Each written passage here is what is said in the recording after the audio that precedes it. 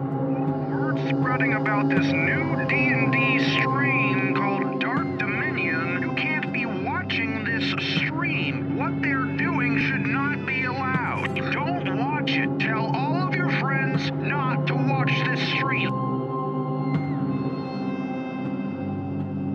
Hello, ladies and gentlemen, boys and girls, MBs and comrades of all ages. I'm, of course, your host, Archlich Brill, and today I am here to bring you a very interesting and odd campaign, one full of mystery, drama, and horror.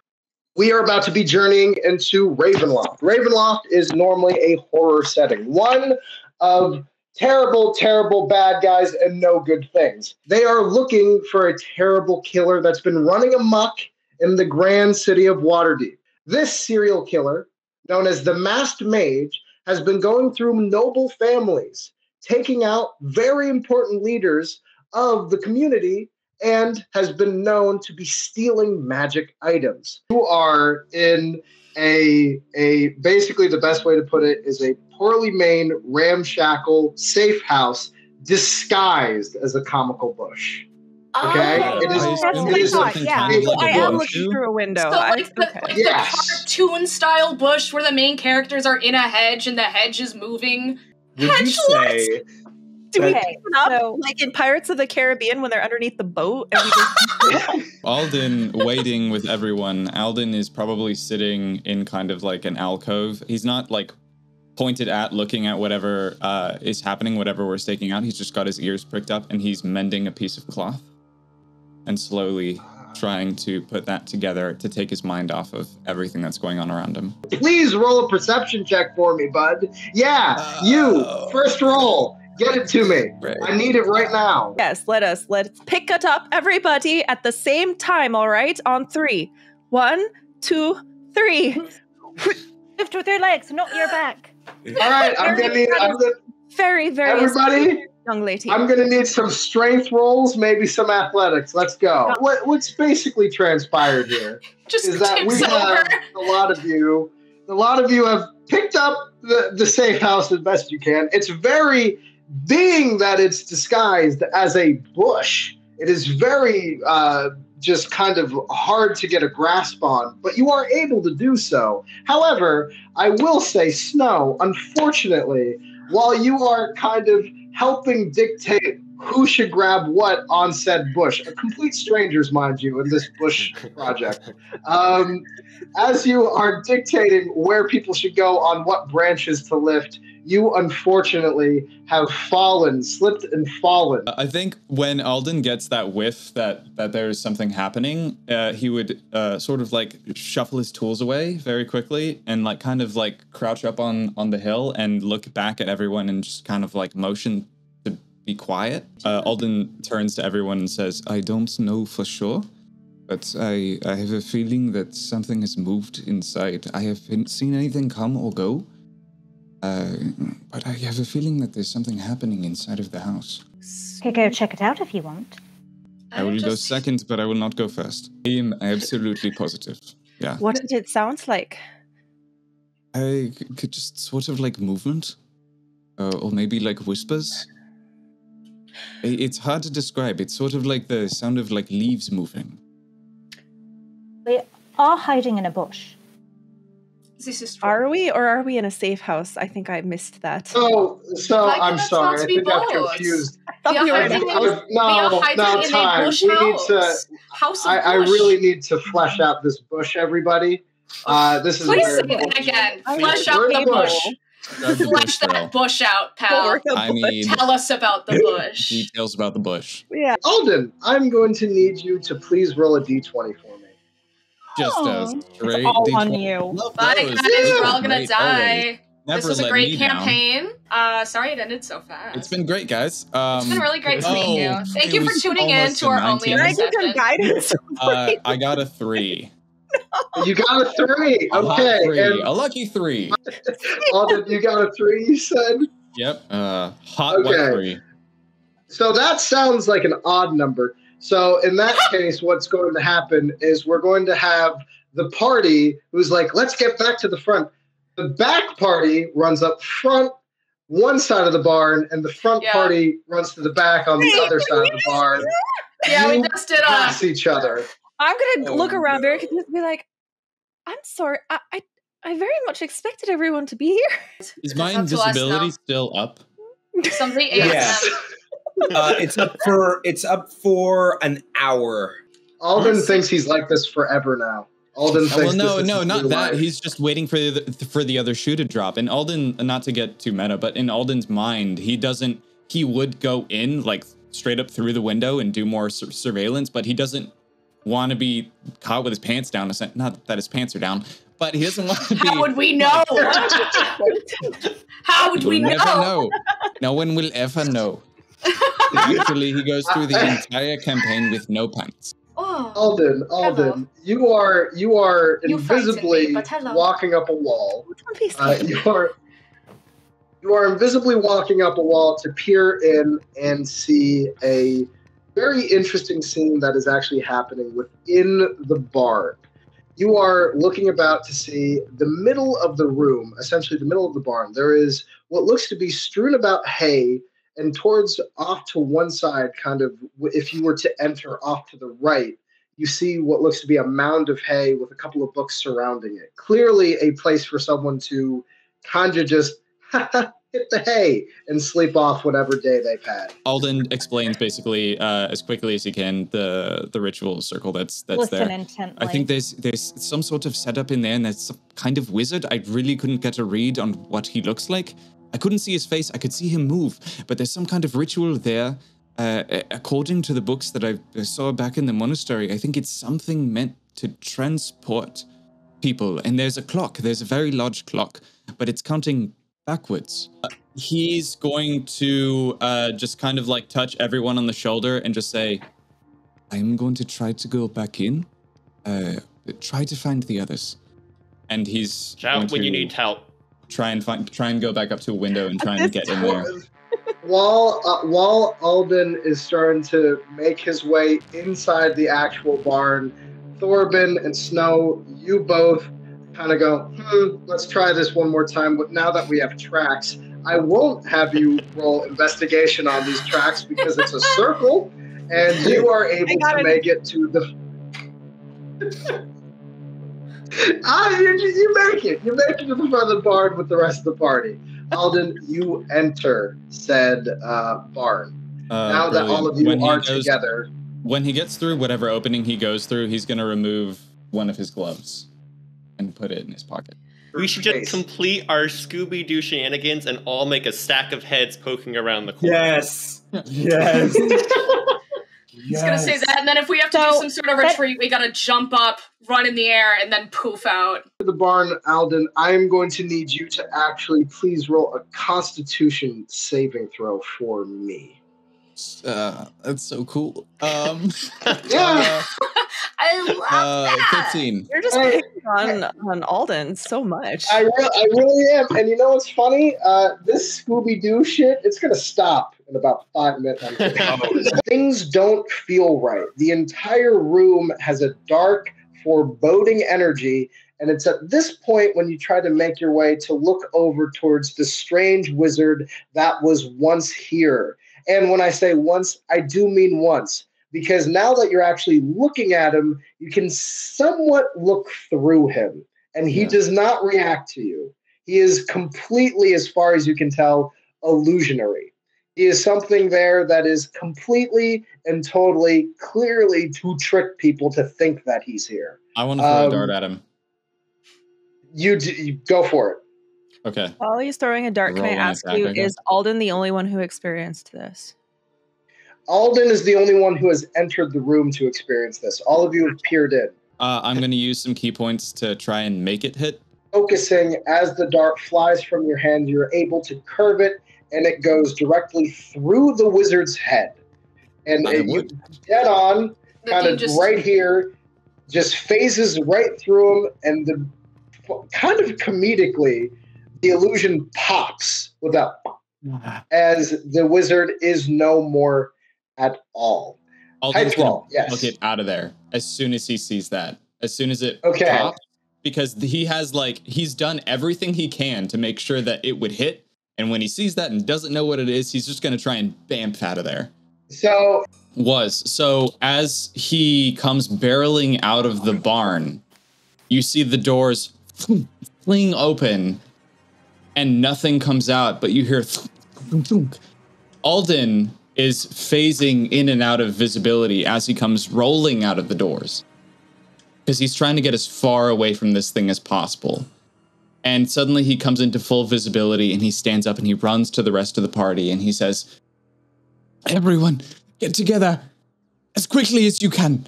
Everyone, grab hands, grab something from somebody next to you. Everyone, get together." And Alden, basically someone who doesn't normally want to be touched and flinches when other people touch him, is like reaching out to grab and make sure that everyone, as far as possible, is in here all together as closely as we can be. The first person to immediately notice the change coming from this weird, bizarre rolling mist is going to be Snow. As you are connected in a certain way, the natural order of things, to nature, to the earth and all its winds and wares. As you look about and you notice down on the ground, the first thing that feels like there's been a change, split second. What was once the fine feeling of grass underneath you from the Dale Land has become rough and hard and very uncomfortable. And as you look down, you notice the sweeping kind of pearly sands beneath your feet, as you also feel warmer and the temperature has changed. And immediately you notice that despite Thorban's efforts with moving this wind and whipping it about, that the trees are covered with the mist. The Dale Lands themselves are covered with the mist, and something is already moving, something is already changing. You are already caught. You realize the trees have vanished, time has changed. While night is still above you, the sky, the barn is still there, taken with you, but the ground is a harsh red sand. The sky shows a moon that has been split in twain. Stars that twinkle in and out of existence quite vividly and quickly. Shooting stars and an activity amongst the heavens that is not seen within the Dale Lands. It's something that can only be described as otherworldly. Now, you look about your surrounding, as it seems like the mist has begun to leave, in a sense, and you find yourselves in a waste. Looking far towards your north, you see what looks like a faint mountain range, and it seems as though you all are going to need to catch your bearings. However, the barn is with you, and most importantly, Bush with you. All of you feel just something that is uncomfortable. Whatever the actual base frequency of this place is, it is unnatural. And all of you who have some variety of magic can really feel it, but can't really understand where it is. You all know something is up with magic here. Basically, the best way to put it is the landscape surrounding you as a form of magic radiation. We are going to be jumping to our scouting team. What did both of you roll? Okay. I got 16. I rolled very low. I rolled a 3, but I would like a chance to have a story beat again. 1 second. Of course, Alden. Okay. Alden Alden turns to Adara when he's squinting and he can't see anything over the savannah. It's all just like convection currents and everything feels wavy and he can't really see anything. So he looks to Adara and he says, "Listen, to be completely honest, my eyes here are not very good. is something I would like to try to do, but I need your help. And Just ask. What can I do? It is going to hurt. Normally, I would lie and say that this kind of thing is going to be painless. This is not like that. I need to borrow some of your life force. I'm sorry, come again? I need to borrow some of your life, a very, very tiny bit, for a moment, and I can heal you afterwards. But say no more. My god Lathander has placed us here together, and I can feel the light coming off of you. The Lord has blessed me with plenty of life for this reason. By all means, take what you need. Get the job done. Alden takes his right glove off. And Adara, where at this point we've scouted a little bit, we're kind of far from everyone. You can see that his right hand is like rotted. That's different. Okay, so you are about to borrow some life force casually, as you do. And both of you are kind of having this little moment as you're still kind of surveying the area. Alden, you kind of, while you're in the most awkward and kind of vulnerable you've been in a very long time, you kind of look back for the briefest moment because you're still trying to get your bearings about the surrounding area. And I shit you not, a man who has snuck up right behind you, about 3 feet away, looming. We are talking about a man who looks like a desert wild freak. One with a big, bushy white beard, long hair, an eye patch, with a flowing and very dramatic kind of cloak over his right shoulder, with a mask attached, guard up on his side, and an axe. This man is large at a whopping 6'2" and very, very strong looking, as he's kind of just watching you two have this little back and forth, and that he completely snuck up on all of the two of you without any trouble. You're very, very new. You shouldn't be out here. You'll die. Oh, God. Alden turns to him and says, yeah, I'm so sorry. Yeah, we are very new here. We were actually just transported from another plane. It's my pleasure to meet you. My name is Dalen. And he sticks his hand out. Like for a handshake. Very good to meet you as well. And you see this man very unceremoniously, as you pull your hand out to shake his hand, turns and goes, "Where's the rest of you?" So he does not shake my hand? Do you say he has a mask on him? He has a mask on his person, over his chest. Essentially not on his face, but one hanging off right about here.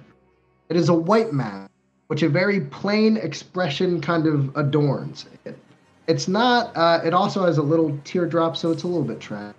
Does it match the descriptions of the individual we were hunting? No, it does not. Okay. We've only just arrived here by some kind of magical means that we're not really completely fully familiar with.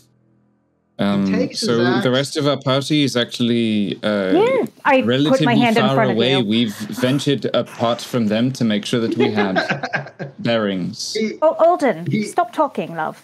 He kind of looks over and he goes, and he points with his axe in the direction of the barn, right, which is still quite a bit away over the horizon. You guys have been walking for closing in on that 10 minutes, trying to surveil the area.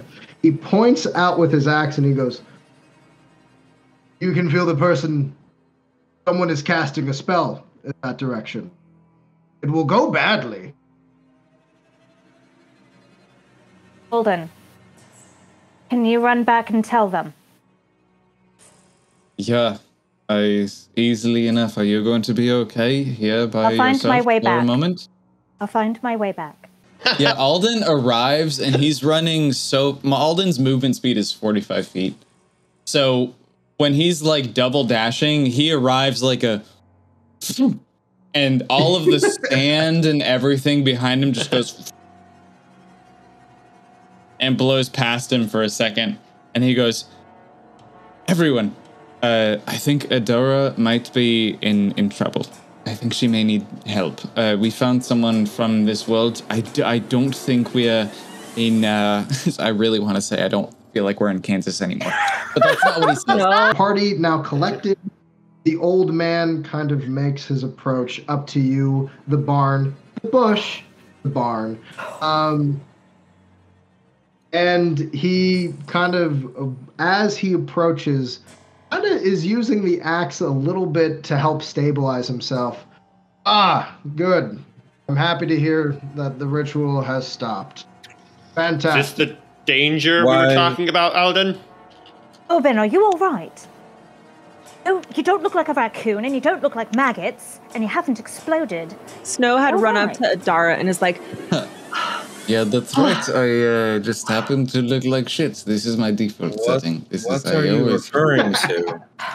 I'm sorry. I feel like we shouldn't gloss this over. What about exploding maggots? Apparently it happens frequently here. Not exploding maggots, just exploding. So, how did you arrive? A mist took us.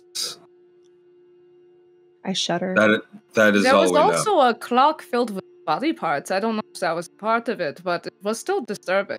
You are going to have to stay with me for the time being, as I'm very curious about how you got here, and I'm very curious about how this clock came to your possession. Before we can explain that, though, we are going to have to move, as the worms will be upon us very soon. Havoc essentially put his axe by essentially the cavern's, not a doorway, but opening. And he puts it off to the side, and then you see him basically chanting quietly to himself as he moves his hands up and down, and you see what looks to be little runes within the actual cave face, kind of on the wall, kind of glow, and then he steps past, which all of you notice seems like magic. Seems like magic. And with that, all of you are kind of a little bit suspicious.